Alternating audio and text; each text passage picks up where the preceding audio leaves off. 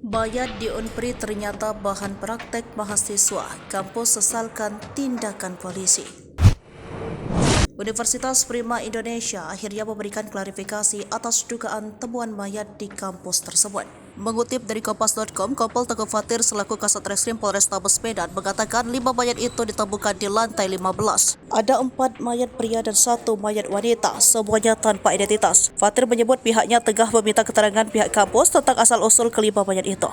Dia menuturkan mayat-mayat tersebut ditemukan saat polisi menggeledah kampus Unpri pada Selasa 12 Desember 2023. Mengutip dari tribunnews.com, pihak kampus memastikan 5 mayat yang disebutkan aparat kepolisian bukan korban pembunuhan.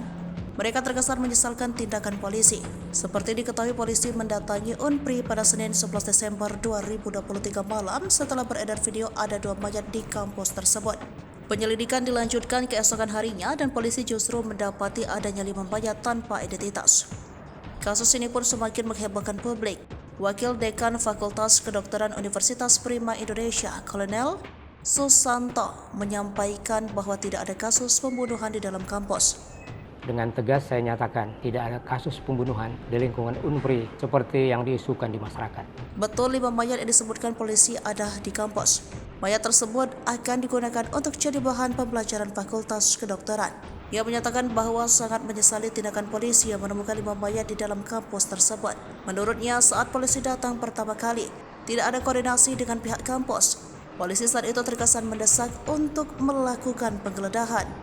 Kemudian lanjutnya, di hari berikutnya penggeledahan dilanjutkan kembali pada pagi hari sampai tengah malam. Saat itulah ditemukan 5 kadaver di bak kadaver pada lab anatomi. Padahal waktu itu, polisi datang ke lokasi berdasarkan video yang beredar soal adanya temuan mayat dan ingin melakukan pengecekan. Katanya lagi, polisi juga sempat meminta pihaknya untuk mengusulkan kampus lantaran adanya penggeledahan. Susanto juga meminta kepada pihak kepolisian agar menjelaskan soal dasar menuduh adanya kampus pembunuhan di kampus tersebut.